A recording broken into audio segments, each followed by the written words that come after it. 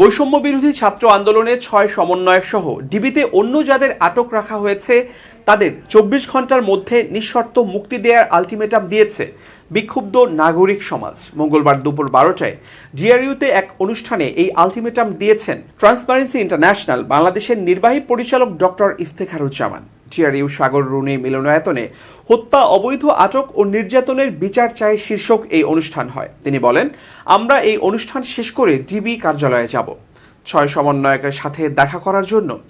যদি তাদের সাথে দেখা করতে না দেয়া হয় তবে সেখানে অবস্থান নিয়ে পরবর্তী কর্মসূচি ঘোষণা করা হবে। তিনি আরও বলেন, আমরা ডিবি কর্তৃপক্ষকে ২৪ ঘন্টা সময় দিচ্ছি।